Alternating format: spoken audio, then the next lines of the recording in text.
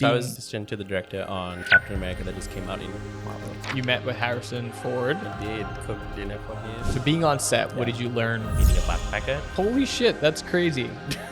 Like, it's supposed to be a fun experience for everyone. And also just the level of detail in planning. Oof. Every minute he was in a meeting. It was like a color meeting, a sequence meeting. So I used to working on student set. I overstepped a couple of times because like so many people on these sets don't come from a film school or film background at all. Because it's a people industry. So you're just managing yourself and people. How did you get the opportunity with director of the Marvel movie? I didn't chase Marvel. Like, Marvel was not in the cards. Acting was the original dream. Do you still have that dream? I have no idea. Come on down to Bob's Furniture Store, right? We were right outside the White House, and there's like a certain helicopter, I guess, where the president flies. And I was like, oh, that's the president, that's the president. What have you learned being on that? Love what you do and do a lot of it and create. What did film school prepare you for this film? Oof, that's a good question. I'm turning 33 this year. Because it's what, it's 2025? Yeah. So 3 years since. Dude, I'm the same age as you? Holy shit, that's crazy. Wild. And we've never met each other before this. You've been predominantly in the US? No, or? dude, I've been like, I'm like fucking right here with these guys. My stalking let me down. Like, you used to do the morning show with Amaya. Oh my God, yes. Yeah. Fuck. And y'all talked about the Oscars. Dude, literally somebody just found a video. Yeah, it's on YouTube. I've never seen. And they were like, and it's y'all talking about the Oscars, and I was like, where was I? What was I not? I'm in morning show. That's probably asleep. Hilarious. Small world. That's amazing.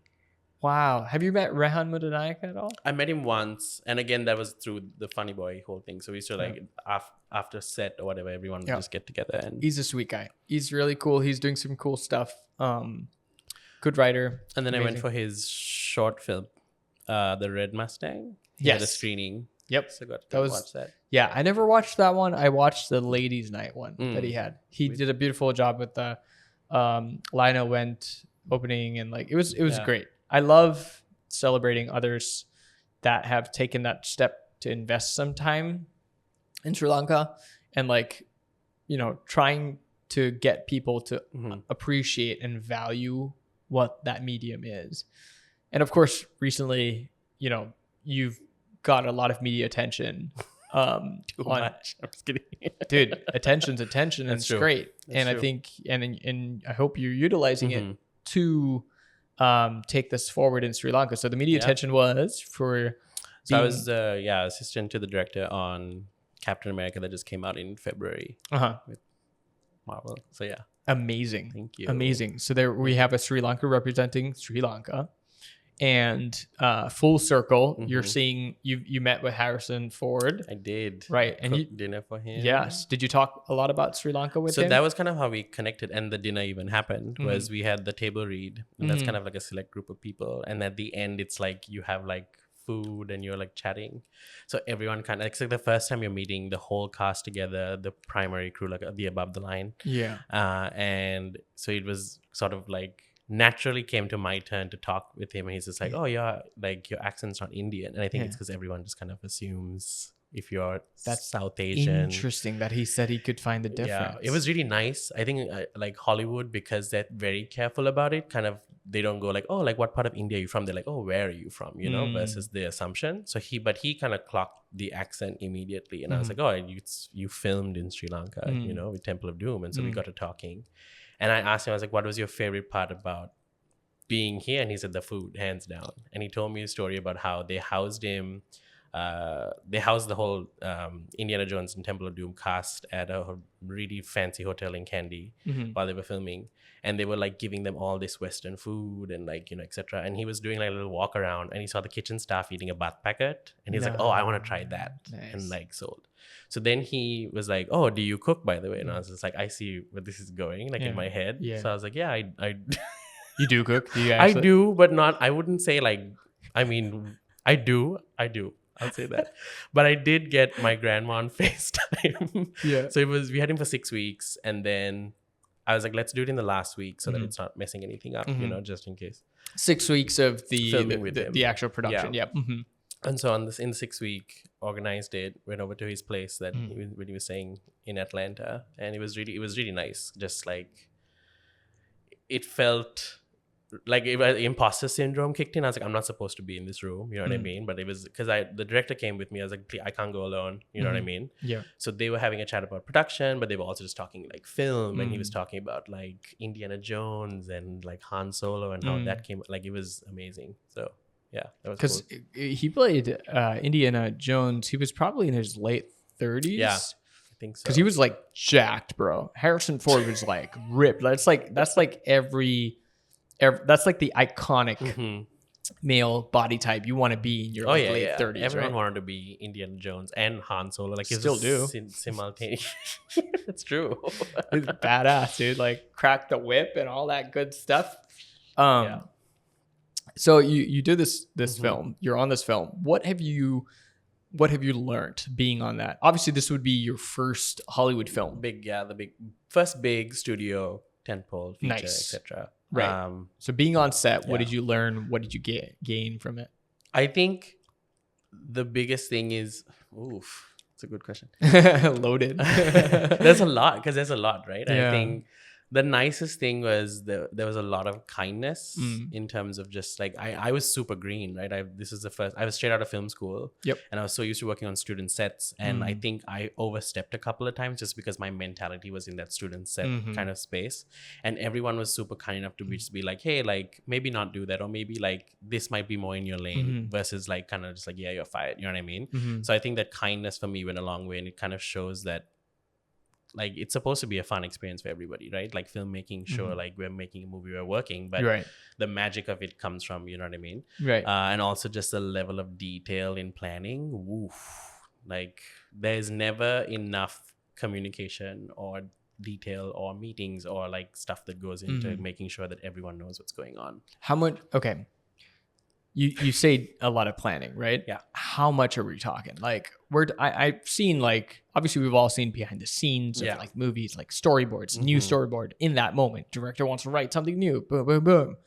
But how deep are we talking? Like every minute he was in a meeting, for sure. First of all, we pre-production when I came in was about 6 months, and like we started it around 8:39, roughly around that time, and then we're done by like 7. And like every moment it was like a color meeting, a sequence meeting, a prop meeting, you know. And then in those meetings, the assistants of either the department heads or the department heads would be there, because like vehicles needed to know what greenery was doing so that they could plan according to this, and like set needed to know what, like it was just, but they're so used to it, they kind of like, it was just second nature for them to kind of come in and sit in a meeting, ask the questions they needed to, and take notes, and then like done, next one, and the next one, and the next one. It was just like the margin of change or error on set is very minimal. Like the way they plan, it's like down to like, if we're not doing this shot, we have another shot lined up so that we can plan for etc, etc, etc. What did film school prepare you for with this film? I think etiquette, for sure. I think there is an etiquette in terms of like how you carry yourself. I think that's kind of like knowing each person's job also really helped. I think knowing like what your lane is to a degree also really helped, but also just like how a set functions, you know, like we show up, these are the terminology, so like, okay, quiet on set, you know, camera rolling, etc. This is your area, stay here, this is your work. So I think there's a lot of like, because it's a people industry, right? So you're just kind of just managing yourself and people and etiquette. And I think the more you know that, you'll be able to, because like so many people on these sets don't come from a film school or film background at all. They just come from like a business or a, you know, but like they know how to talk the talk and walk the walk. And that's kind of all you need to know. Yeah, that's pretty much been my experience as well, I think. Yeah, I mean, you recently have brought a lot of, you know, a first and a big historic moment for us with film and TV with the Emmy win. So congrats on that. Like, what was that like? What kind of world? Because TV again is also different from film, right? But you was a documentary, yes, like, correct, yeah. So there were a couple. There was the first one, which was a documentary, and the second one again a documentary. But for a company, the company that we have in the US, now our idea was the same idea we had here in Sri Lanka. And we still have that idea, right? The Sri Lankan operations, it's doing its own thing. Obviously, we come in and we help corporates tell stories differently. Like we're trying to push corporates to get into more storytelling as opposed to this is the corporate video, this is who we are, and like buy into what we're doing, right? It's so boring. Sorry, I just rolled my eyes. Like, wow. But it's refreshing because Sri Lanka always, like, we, from our experience, whenever we explain something and we try to engage with our clients here with corporates, we try to help them understand like, hey, this is more important. This will be better for you in the long run because you're telling a story as opposed to just like putting out something for business. Yeah. And it works out for them. So the same thing in the US is that small time farmers, small businesses, they're not going to be able to afford like a big time commercial. And when they talk commercial, they're like, come on down to Bob's furniture store, right? Yeah. Like you need this. This is where it's at. You know? Right. Yeah. Like, come on, look at Bob's furniture. Bob has been there for a while. Bob cares about the furniture that he makes. Yeah. You know, like it's so important for people to be able to share the story, the way you interact with a person, because that personal relationship, it's very hard to mimic that and translate those emotions on film. And so our job, our goal was to try to do that. So even with the stories that we documented about the business council or what we got nominated for, and then even like the story about the farmer and his farm and how he has pizzas on the farm and he brings people together, like that was so important for us to help share. And that was honestly why we did it. And the fact that we got nominated side by side with these other folks from Chicago and stuff was like a big deal. But I was to the point of what I was talking about film school is that a majority of the people that I've met that gaff or grip just learned on set. They were given an opportunity, they took the opportunity, and they learned everything they could possibly do, and they're the best at what they do, right? And this is, I think film school is super important. I think, like you said, understanding structure, understanding etiquette, and if you don't learn that from someone, if somebody doesn't pass that knowledge, it can be haphazard on set. It can interrupt a set. It can be like, and I do understand the importance of lanes as well, because that is, it's there for a reason, right? I watched a show called, and this is my guilty show, on Netflix called, it's a survival show. I can't remember it. It's a survival show. It's about, they put these people in different teams. And each of these teams are like, there's 4 people. Each of these teams have to survive, Outlast. That's what it's called. It's Outlast on Netflix. And they each have to survive for 8 weeks in Alaska, freezing, like weather, all that crazy stuff, right? And 0 food. And they put most of the teams have like this hierarchy. I'm going to be the leader, team lead.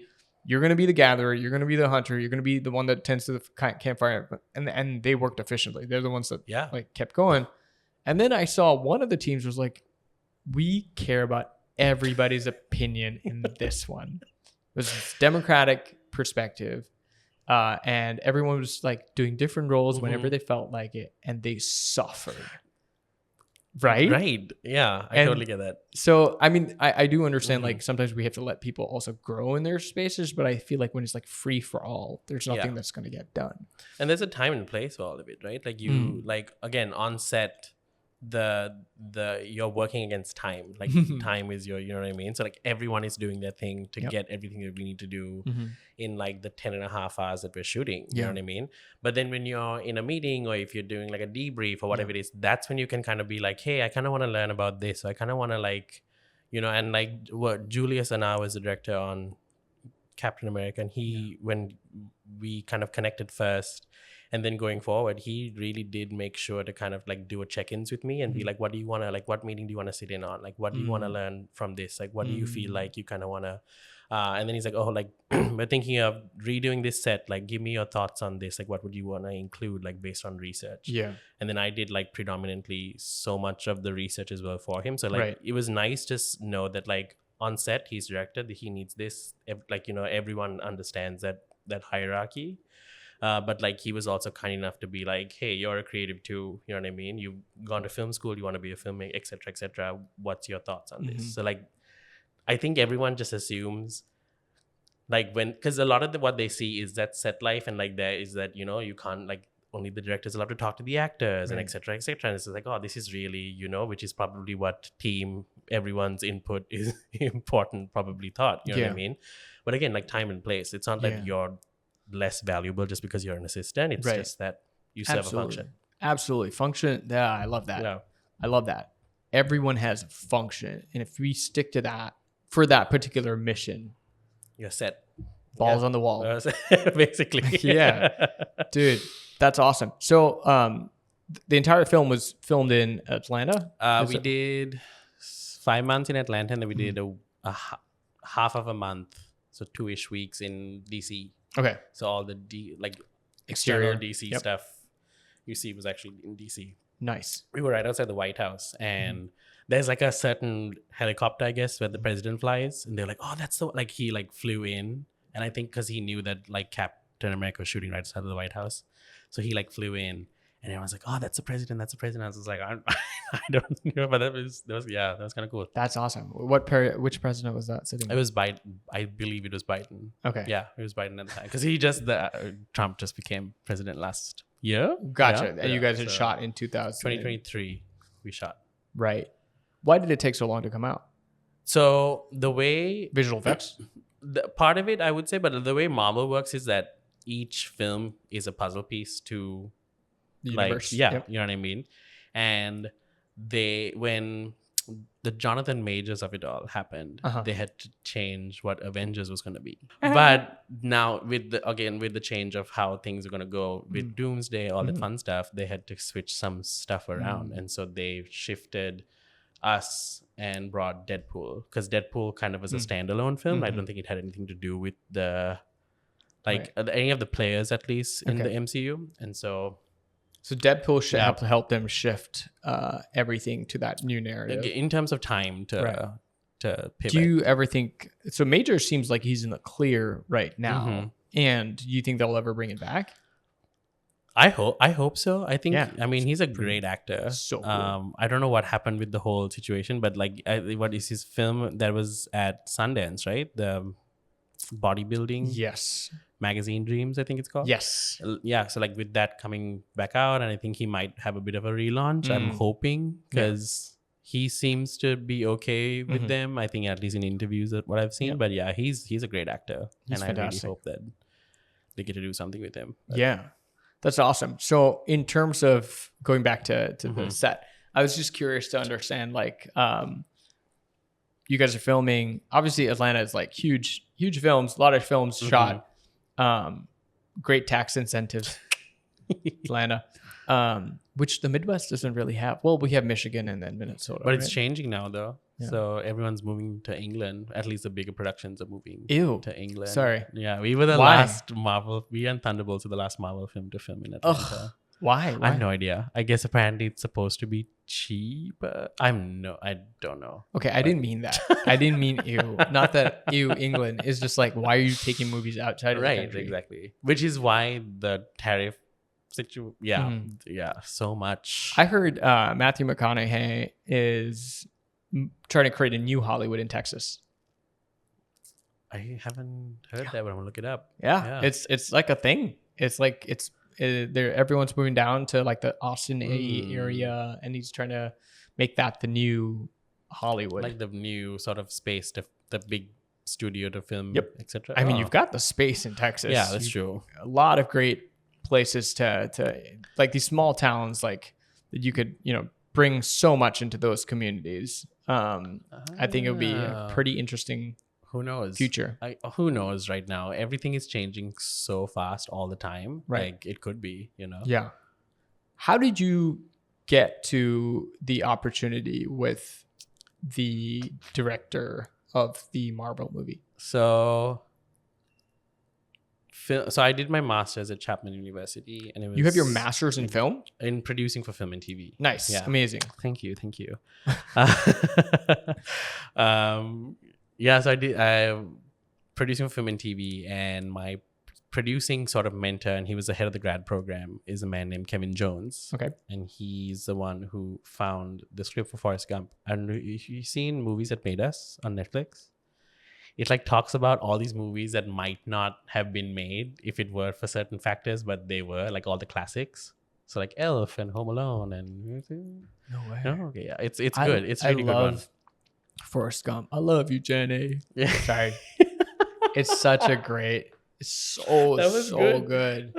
I watched Forrest Gump all day. That was good. Let's go. But it's like, yeah, it's a series that like kind of shows all these, and so he's in that episode, and like Coming to America as well. But anyways, I digress. So producing mentor, and you're allowed to do a year of work on your US like student visa after you graduate. So Amazing. And so I was just like, I want to use this before if I have to go back home, etc., etc. And spoke to a whole bunch of people, and like the way it works is like bigger companies, especially if they're not, hiring outside, it's very expensive for them to hire international. So the moment they find out that you need a visa for it, you're like, yeah, thanks so much for coming in, but you know what I mean?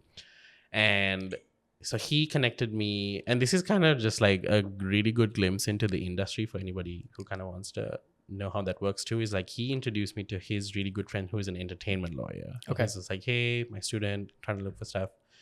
And then the entertainment lawyer got in touch and said, hey, Kevin reached out, like vouch for you. I have 3 clients who are potentially looking for assistance. Let me see what's going on there. So then send my resume to the 3 of them. One of them was at Amblin, which I would have loved. Steven Spielberg is my guy, and I would have loved to work there, but nothing came from that. And then Image Movers, which is Robert Zemeckis' company. And then Julius. And in the email, he goes, I wouldn't hold my breath on Julius, but the other 2 might like reach out or at least connect with you. And then a couple of weeks later, I got an email from my Danny Bonder, who was the executive producer's assistant, really good friend to date, saying, hey, I'm working on this Marvel feature. Your resume came across our desk. Would you be interested in doing an interview? And then so that was getting the foot in the door. But then I had to interview still. And the thing that he and I connected on was just film. Like we had a similar story in terms of like he moved to the US when he was 10 years old from why am I blanking? Nigeria. And then because his dad was a diplomat, and then grew up in Washington, went to film school, all that. So like we connected on that, but like we really connected on like film. Like we were talking about like Hirokazu Koreeda and like all of the, you know what I mean? I was just like, oh, this is just awesome. You know what I mean? And it was a tip I got from someone. It's just like, just don't think that you have to answer interview questions a certain way. Just go be yourself, especially in the film industry. Like they want to get to know you. Like obviously, like if you're being vouched for, if your resume is there, they know what you can do. You know what I mean? And then out of 37 people. So like the first part was getting the foot in the door, which is what, people need to know you and know what you can do. And like, because my professor had seen the work I'd done in my 2 years, he was able to be like, I'll be down to vouch for you. And then you kind of have to do the rest of it, which is the interview, So, because like, I don't have anyone in my family who does film. I'm the only one. So like the whole connect, like film is a very people connected, like you need to like, oh, you have this connection, or if you have your dad or your uncle or whoever's doing this, like, that's your foot in the door. I didn't have any of that. So that was kind of like the big scary at first. Right. So go to Hollywood, find yourself an entertainment lawyer. Yeah, basically show them your resume and just be like, I can do the work, Yeah. I mean, lots of hard work. Yeah. Lots of hard work, because school is also not easy. Oh yeah. You've got to put in the time. And you're learning all of these experiences. Yeah. What about film school do you hold dear to you, apart from obviously what you've gained in terms of experience? What about film school would you think that you wouldn't have gained outside of that? 100% the relationships. I think that's another big thing about, again, like the film industry is, it's a people thing. Like now I'm able to come back and like do this podcast. Like Danu is a good friend, but like have connection there. I did date Danu on Fire. All of these opportunities are coming up because like it's relationship, right? People want to have relationship with people who are working in the film industry and like so on and so forth. And I wouldn't have had Kevin Jones and I wouldn't have had a lot of the relationships I have with other producers and actors and etc. if it weren't for me being able to be in that environment. And I think that's, if anyone asks me about like film school, I say like, if you can, like definitely go, because it fast tracks it's like a huge networking gig. Okay. Like on top of learning and doing all of that, like, because you're paying to be there. It's not like 4 years, right? So the master's was 2 years, but like if you're doing undergrad, it'll be 4 years in the US. but you're getting to basically like audition every day for these people who work in the industry, and then they're going to be able to vouch for you if you need it, you know, like letters recommendation or like recommending for a job, whatever it is, you know. So what if somebody can't afford to go to film school?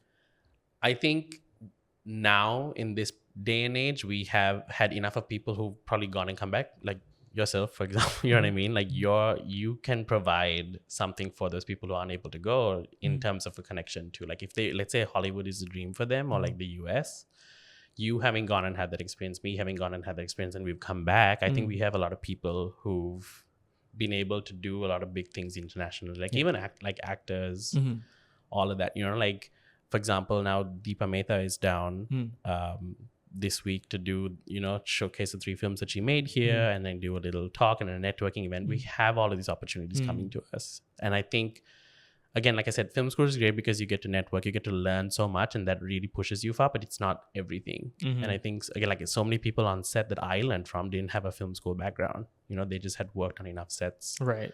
And they started off as PAs, and then they worked their way up to coordinators, and they were, you know what I mean? So proactiveness is a big thing in the industry. You have to be proactive. You have to put yourself out there. You have to be kind. You have to show that you're working hard. You have to, you know, sometime. And like Julius once, he was just like, sometimes it would just be, I might need you to work on a weekend to get something done just in case something pivots. I'm like, yeah, I'm there for you. You know what I mean? Like I could have said no, and I've just been like, I don't need to, because I'm not getting either paid for it or whatever it is. You know what I mean? But the way our industry functions is you just kind of have to show that you're there. And Absolutely. that really goes a long way. I like that you said proactive, because even like in our space here in Sri Lanka, the current industry is just, you've got a lot of freelancers and you've got a few production companies, you've got a couple of ad agencies. And I feel like the moment you sit and you wait for, you know, client work or waiting for that next idea, the moment you sit and you let your equipment sit there and it's just sitting there, that's where industry tends to like settle itself on where it's at. Right now, I feel like we're super settled, but obviously there's been some great developments of the past few years, but it's settled, but we're slowly shattering the way we call ourselves an industry. Like, what is it? What makes us feel like we have the capacity to, or the capability to contend with a movie that's shot stateside? Like, how can we get our films to that level and definitely bring that type of return that a Hollywood movie would make, right? Yeah. That's like where we want our industry to be at some point. At least that's the vision for most of us, right? In your opinion, what can we do here in Sri Lanka to be proactive? And I know we were talking about the micro of you as an individual being proactive, but I mean, it does start with the person, right? What can we do here as an industry, as an individual in this space to be more proactive, to like get to that place where we do start producing films that matter to the world and not just Sri Lanka? I think a big thing, again, this is another, like, what's your piece of advice? I think watching a lot really does, because it's one thing to have an idea for a film you want to make, but then like if you want to make a film and it, like, you show it to your 5 friends and whoever it is, and it kind of ends or stops there, like that's it, you know what I mean? But I think you, like, a big part of the film industry is learning what's going on in the film industry. Like so for example, one of the things that we had to do every class, every professor had us read the trades, which is like the Hollywood Reporter and Variety and Deadline and all this stuff. And it was just to clue us in as to what was going on in the film industry, in the industry that we want to get into in this, you know what I mean? And I think a lot of people, like especially like a lot of younger filmmakers or just anyone who comes up to me in general, like, oh, we have this idea for a movie. And I'm like, okay, cool. Like, what do you want to do with it? Like, no, we just want to make this movie. I'm like, okay, why do you want to make the movie? It's like, no, we want to make a movie that like impacts people. Like, okay, like how is it? You know what I mean? And like, I think there is an idea of what the film industry is and like making movies. And I think a big part of it is that the fame and like the attention that comes with it, which is also like great. And if you do well, like, and it comes, you know what I mean, it comes naturally, and that's fine. That's an aspect of it. But I think if you really do want to properly get in the industry, there's a lot more work and research and groundwork and like reading and learning that comes with it. And I think the more we watch, the more we learn about what's going on in the world, especially in the industry at large. I think we're able to fashion how we tell this. We can still tell the story, but how we fashion it will change. And then it'll be, you know, like, oh, like we need to watch out for this director or this producer because they made this, you know what I mean? Our in with the world is film festivals. I would say that's like the easiest way to get our stuff out there right now. I don't think you're gonna, like, it's very rare you're gonna have a producer's like, I want to buy this film and distribute it through A24, and like, you know, like that could happen, but like I think the probability is really Okay. You know what I mean? But the fact that we have film festivals accessible to us, like that's great. But then for the film festival to accept and recognize you, you need to be able to know what they're looking for and why they're looking for it. Like, sure, you want to make a movie about mother-daughter relationships, but like you can't just, you need to do the research for the formal design. What's your cinematography going to look like? What's your edit going to look like? Why is it appealing? Like, why does it like, because like all of those things can be challenging too. Like it's not just the story or just the acting. Like your edit can really govern how, you know what I mean? Absolutely. And I think the more work that we put into like fine tuning that versus just making something and like, So I had a screening and like So good. 500 people came and like said great things. What it cool. What's you know what I mean? What's next? I think we have the capability, we have the talent. I think it's just taking the time to shift our brain with like, you know, like what's been your kind of your experience being, because you've been back. Like you've been back. Yeah, I mean, I've like, always been back. Like I'm very present in Sri Lanka. I've always been. I've been here. Like the company we started here for 10 years ago is now. Congratulations! Thank you so much. It's just been a gift that keeps on giving. It's beautiful. Honestly, just going through the turbulent times, the challenges, everything. I mean, turbulent times in terms of like the country, what we've been through as a nation. And then on top of that, you know, the daily things as a business that you need to understand. We've gone through all of that. And I think what we've used that, you know, advertising space that like working with, you know, agencies, working directly with clients, which we honestly love. That's like a favorite part. Directly with client, you understand what they want and you can sell an idea to them that's going to click with them. They'll do it. And that's why I like working directly with them. But I was going to say is we learn how to fine tune and build efficiency. What happens in our industry right now, and I've met some amazing people that are in the current industry that are doing some amazing work, and they all share the same vision. It's just that they're just still going off of a rhythm that was taught to them 20 years ago, right? And so what you needed 20 people on set 20 years ago to do, you can now do with 5, but we're still having 20 people on set. And so then there's a cost factor there. There's okay, so why are we doing 20 people? Okay, so it costs this much to do this scene. And then you and I both know that technology's come a long way. We know that we can utilize like that. a movie on your phone. Exactly. Movie on your phone. And that's what Chandran's advice was as well. Chandran Ratnam, he said, you know, you've got a phone today. What's stopping you from making that movie? And I'm like, yeah, that's so true. And trying to find those little leaks of energy on set, we've been able to do that. And so now, since we've kind of like, you know, done these commercial productions, these shows, now we're at a place where we're like, okay, we're ready. Now let's find a really good script. Now let's find the writers that we can collaborate with. And we don't think we're like the only ones to do it. We're like, how do we collaborate and bring together people so that we can do it together? Because as a unit, man, like collectively as Sri Lanka, if you find the right utensils, the right writers, the right people, the right director, the right editors, the right team, we're gonna hit the moon very soon. And I do believe it's very soon. There's a lot of things in development that are very exciting for the public. But once it is announced, I guess we will start to see this ripple effect, right?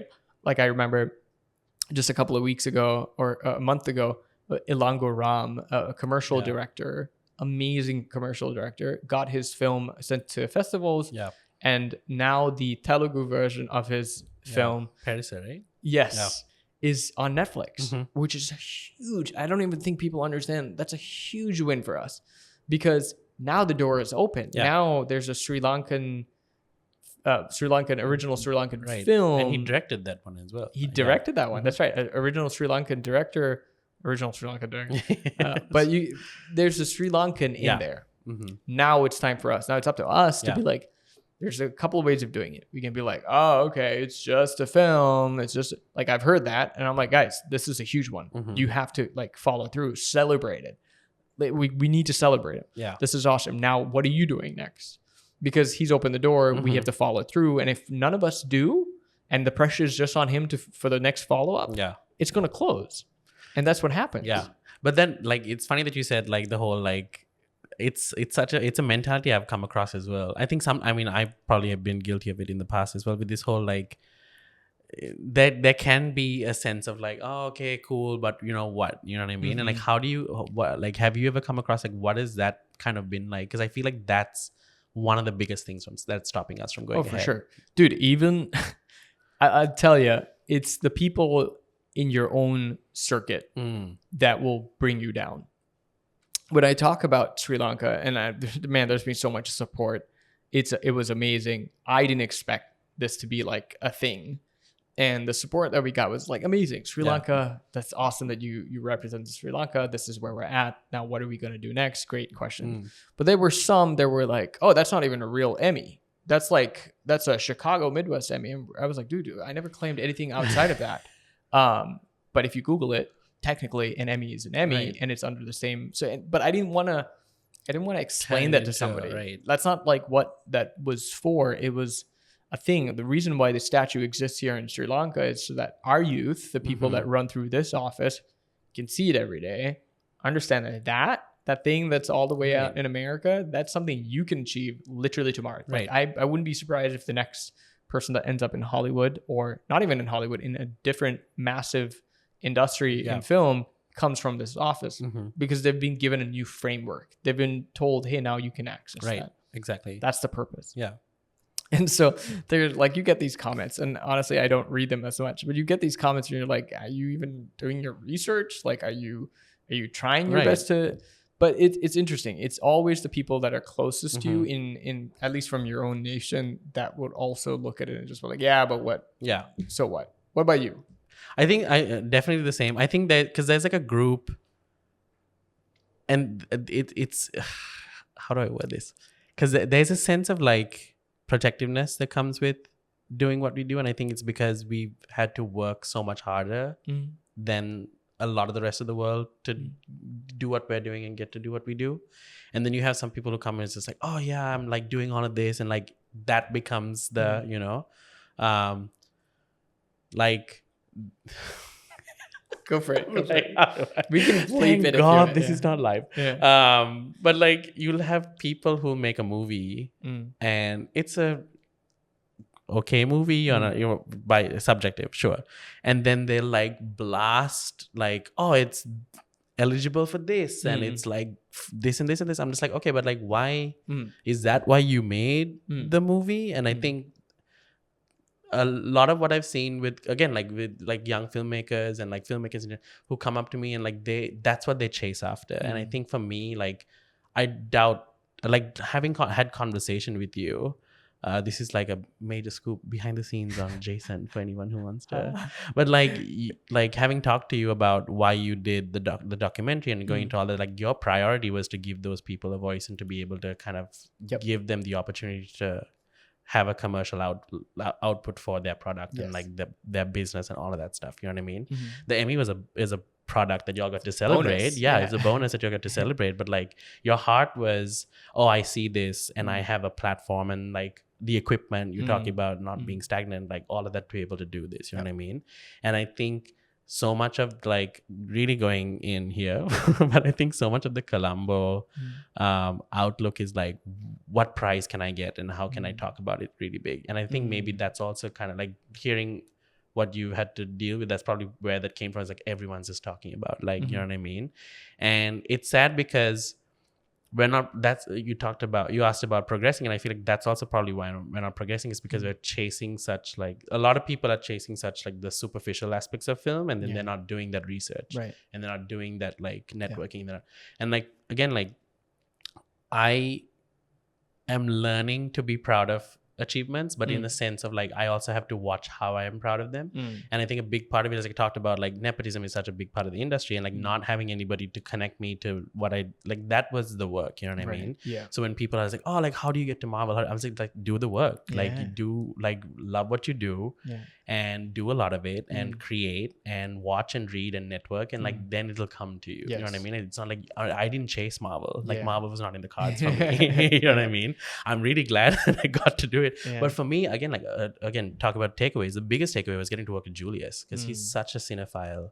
He loves film, and like was so contagious, and like he pushed me to watch more. He pushed me to like research on this stuff and like learn about, and I was like, I really felt like my knowledge expanded, and like now being able to like hopefully do more with it was because of that. You know what I mean? Like that was the, so I think like I'm noticing that sect that's like oh like the Emmy and blah blah or whatever it is, or like oh this, and I'm just like that's not what it's about. You know what I mean? And I think the more we take the time to have conversation and get to know each other and like where we're at, I think that's a good place to start, you know. Absolutely. And like expand that way. Absolutely. It's a beautiful thing when people come together to support each other. The original sin, and I'm going to say this out, is when people split apart because they want to go after the fame. So the original sin in Sri Lanka was after Indiana Jones and the Temple of Doom, we had so much potential, right? Yes, civil unrest, all of that in the cards. We still had the potential of being a great film destination. What happens is somebody splits from somewhere, they want to do their own thing, and they're like, oh, we want the recognition, and they split, and then there's now two camps contending for the same thing, which is fine. I think it's great to have options, but at the detriment of the industry. Right. And so obviously things didn't really pan out. So we kind of went through this, like a couple of films here and there, filmed here, great. But what did it do for the industry? So commercial stuff started to pick up. Commercials were doing well, kind of slowed down again. Yeah. Now the tourism side has picked up, and so now that it's more like come to film, come and shoot your videos in Sri Lanka for your travel vlogs or whatever it is. Great, fantastic. It's a part of the thing, but I think now we just need to create a very sustainable system, and it's there. There's so many good people, but they all have to have the same vision of what they see, where they want to see the country go next. Yeah. Instead of undercutting, right? I think that's where we're at. So 100%. Just going into your theater, and you're a thespian. You're a theater kid. Yes. Acting was the original dream. So that kind of fueled that for me. Yeah. Do you still have that dream? I'd love to, you know what I mean? I for sure. I think like that's when you're a theater kid or you want to be an actor, that dream is very hard to kill in general. So like, no matter what you go into, you'll always kind of have that side that wants to, I love that. And then you've done your short films as well. Correct. Right. And are you looking at doing more short films while you're here in Sri Lanka? Like you're here in Sri Lanka, you're based now home is based here. If something does happen abroad in any spectrum, it'll just be for that particular project, but home is based here. But the goal is to not do a short film again. As in like for sure short films, they're really good. They keep you in practice, all that fun stuff. But if you want to be taken seriously in the industry, and if you want to kind of break in and like expand, feature is the way to go. And so currently working on, but it's still very early in development of doing my first feature. So that's really exciting. But yeah, I mean, short films, again, like they'll keep you going for sure. But advice I've gotten in general is if you definitely want to break out and like be taken a little bit more seriously as a filmmaker, is you want to go into feature length stuff. How would you fund that? From what I hear, again, hearsay or like from other producer, we don't really have a lot of producers in we have directors and writers, and then they kind of have the script and the idea, and then they and like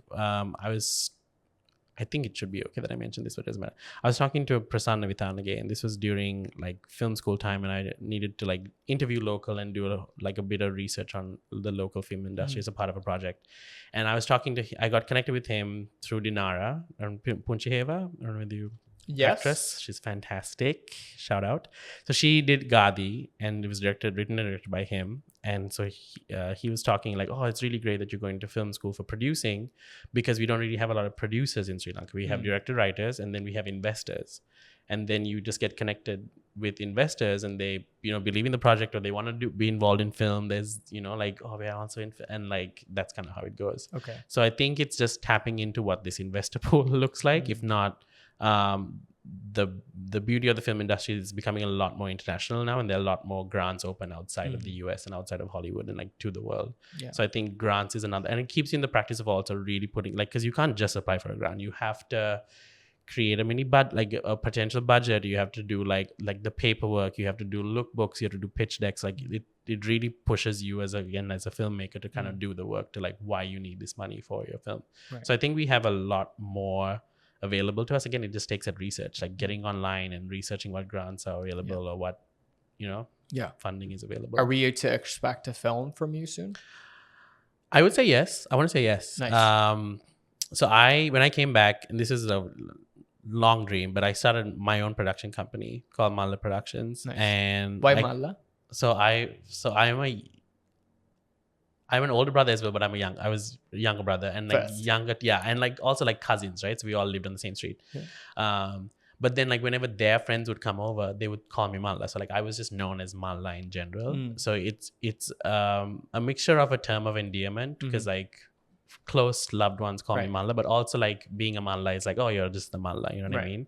So it kind of has that balance of like affirmation, but also like pushing past the thought of just being a small fry in a big pond, sea, whatever the analogy is, so kind of just a mixture of that. And I think it just like every time I try to think of a really cool, witty, like whatever studio, like it just came back to that every time. And then I went with production because I also still love theater. I want to do theater. And the moment you say studio, it just signifies film and TV. I want to say kind of like camera, film and TV. I guess so. So that was kind of how that came about. And so we launched with a play last year. Amazing. Called Absent Friends in September. Yeah. Okay. It was a lot of fun to do. It was nice to kind of just like launch it to everyone, especially in Colombo, who supported the journey.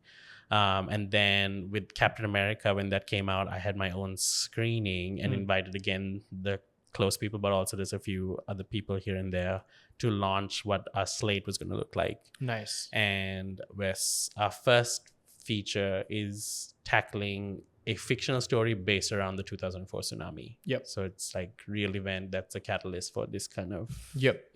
That's a big one. Oh yeah. Lots of research. Oh my God. And powerful stories from the little that we hear, or not little, but the lot that we hear. And also just like the perspectives that we don't see living in Colombo, you know what I mean? Like the way and I strongly believe that if you want to say Sri Lanka, we need to say Sri Lanka as a whole, not just say Sri Lanka and then represent Colombo. Absolutely. So I have some really good people, give them some shout outs as well. Dinushka Jaivikram and Nilanga Jaivikram, who really pushed me to help with they've always been like, you have your go-tos, you have your people that you trust. So the two of them have really helped me with like seeing what the story can be. So we're in like some heavy development right now and hoping to get it done by next year. I want to say is the goal. Okay. But yeah. What about you? If you're in the film industry, you stalk. I think that's a big part of at least producing, you know what I mean? So the 2048 was your latest. Yeah, I was given the opportunity to direct something for, and it was just a little excerpt from a film. It wasn't a full film. It was a little excerpt of Asanka's. He wrote a book. In between while we were filming this thing. He had like a manuscript when we were doing the film, and then he turned into a book, which is really cool because it just ties in what he sees Sri Lanka in 20 years from now, or tries to get people to buy into that vision. And I bought into that vision a long time ago. I was like, I'm ready. This is what it's going to take for us to commit to Sri Lanka. Let's do it. And so it was kind of cool for me to kind of visualize what that would look like. And so then I kind of, obviously, as a filmmaker, I was like, okay, budget. Let's make everything look dark and like shoot everything at night. And then add light and make it look futuristic, and then add a little bit of VFX here and there, which was really cool. It was a great practice to kind of work on something that is of your country, which is nice. And hopefully we get to do more of that or that storytelling of what Sri Lanka could look like, because film creates reality, right? Mm-hmm. Stanley Kubrick and Arthur C. Clarke wrote, Arthur C. Clarke wrote A Space Odyssey, but Kubrick took it to the screen, and we're very close to that reality today. Very close. And so it's just, how badly do we want to shape Sri Lanka's future? It starts now. It starts with film. It starts with our media. It starts with us. Exactly. It starts with you. Exactly. It starts with that person looking to be like, hey, there's a cost for this industry. There is a cost, like giving up school, maybe not going to college, disappointing your parents, all of that stuff. There is a cost. Yeah. You're not going to be comfortable. Oh yeah. I tell people you have to dream strong with this industry. Like people say, oh, dream big. Like I think with this one, you have to, your strength behind your dream. Yeah. You need to be your own cheerleader sometimes. Dude, you know? Heck yeah. And the cost is, it's not going to look luxurious. I took the bus when I was like, I took the bus for like 3 years straight. Yeah. Because I needed to get to this TV network just so I can get this internship, just so I can like spend some time with TV producers to learn. I didn't go to school. I was like, there's a cost to it. The glorious thing would have been like, yeah, I'm going to go to school and like learn this accounting or whatever it is, but I didn't. Yeah. Because there's like, if you really believe in something, sometimes people are going to think you're mad. Bloody mad bugger is what they would say. And then you just got to take that step, right? Yeah. And 10 years later, silence I think those voices a little bit. Absolutely. 10 years later, I think it all works out. And I'm hoping for the next 10 years to be freaking awesome. What are your thoughts on AI? How are you feeling about AI? I think it can be, again, like the whole thing with AI is like, it's just a faster tool for research, right? Like what you would take hours to read up or like research or put together, you can just type it into this tool and it does that for you. I think for me, the danger is when it starts taking away jobs from artists. And I think like, check my grammar on this letter. Sure. You know what I mean? Like, I don't think that's really taking away from, and it's, if at all, it should be something that we should already be able to kind of do ourselves. Yeah. But you know, if we just need that extra, but at the moment you're like, oh, like design this final poster for this film. You know what I mean? I think like that's where it can kind of get dangerous, is because like there's a level of humanity, like there's a level of like connection and relatability and humanity that we put into everything that we do.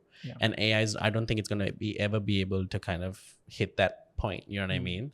Like even if you see these videos, like you can always kind of tell that there's something like polished, or like, and I think the imperfection of humanity is very important, especially in like our industry. You know what I mean? Like a lot of our films are about like centered around conflict and trauma and like all of that stuff. And I don't think computers can understand that. You know what I mean? And even again, in artwork, like I think there is a level of like imperfection even in like the most, and I think that's kind of where it can get dangerous for us ethically. Yeah. So my question to you is, I have a counter question. Like, oh no. Who created the suit? Tony Stark or Jarvis? I think it was Tony Stark. I think Jarvis helped Tony Stark's like ultimate, like, because I don't think Jarvis came up with it. You know what I mean? Right. I think so. Tony Stark with Jarvis made their iconic red Iron Man suit. The Mark, what I don't know. But Tony Stark by himself made a tin suit in a cave. Right. Two different suits. Beautiful in its own right. I love that suits. I can see in your eyes this is going somewhere. I'm so excited. I'm ready for this. So my thing was with AI.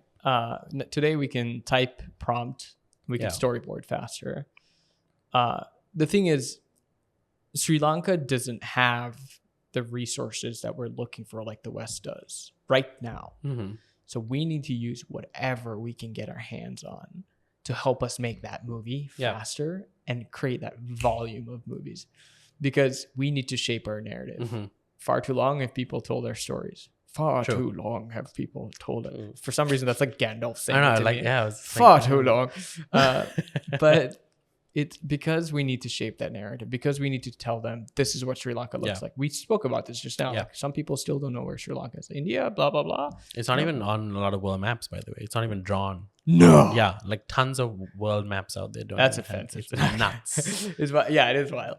And so how do we create volume? Like India's done a fantastic job with the South, with the North, wherever they're from.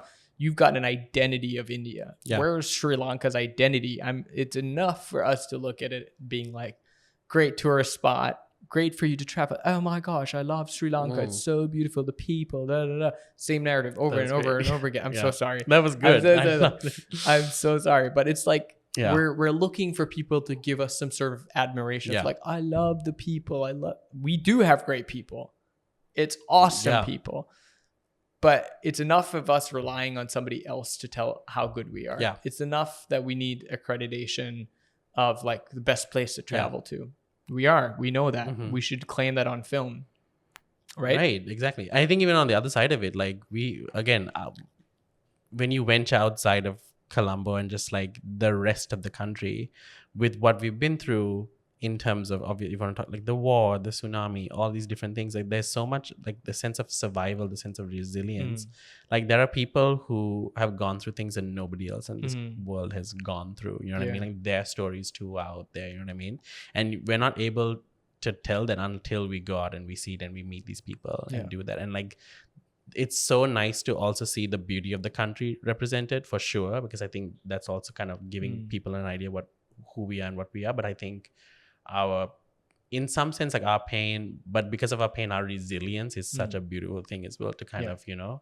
And like I was talking to a group of friends a couple of days ago about the fact that like take Colombo in this sense, right? 2019 was the Easter attacks. Into 2020, which was COVID, and then 2022 was the Argale, you know, and like how are we functioning? How is it a thing? You know what I mean? And I think it's like a big part of our DNA as Sri Lankans too is that resilience and the fact that we are able to like in the times that we need to come together, but also just you know like be. And I think only, like you said, only we can kind of understand that, and only we can kind of do that with our stories. Absolutely. And like it's time for us to be able to take that ownership and tell all our stories, you know. And I think me as a filmmaker is going to function differently to you as a filmmaker is going to function differently to Rehan as a filmmaker, as Chandran, as you know, Anoma, all these different people. But that's also important because you will bring a side to the story and a story that I would never see. And I was like, oh, shoot. You know what I mean? The diverse voices and the diverse perspectives. Exactly. What we all see. I love that. I love that, man. That's so beautiful. And I love that we got to connect and talk about what we're doing, how we're going to be doing it. And I look forward for us to connect again. Yeah. I've heard a lot about you, obviously, like with the Emmy thing and then 2048 and just we talked, I don't know if this was on camera or off, but we talked about you also again through stalking. You did the morning show with Amaya and you did the Oscar breakdown, but like it's so nice to actually finally I guess like meet, because again like you hear about different people, but then because I for the longest time I felt like I thought you were just like, oh, you were based in the US, you know what I mean? So like that whole, and I think the more you have this and the more you're able to talk, like the more Jason is about the work, and he's very like from the couple of hours to like Danu's book launch was the other time I met you, like knowing that you are very serious about filmmaking and about Sri Lankan stories and just getting to come and do this groundwork, like that is awesome. That's exciting. So it's been nice to connect with somebody else who is excited about that. And you'll be meeting more of them too, because like even like the people in this room started off as interns and now they're like doing actual function in that film. Like she runs a studio. The camera's not turning on her, but she runs an entire studio from an intern to a studio, like a person that just runs an efficient studio. He started as an intern eons ago, and now he just like he's not looking, but he's smiling. He runs this place, right? Right. It's like he's one of the top creatives that I think Sri Lanka will recognize very soon. Just all from homegrown right here, haven't left. Beautiful people have a passion for it here and are doing the work. That's the thing. That's it. That's kind of, you know, that's how you get there. Yeah. Amazing. Dude, this has been awesome. Thank you. I can't wait to do this again. Absolutely. This is going to be great for us to connect after a couple of months. Absolutely. I'm excited. Awesome. Thank you. Thank you. Thank you, everybody.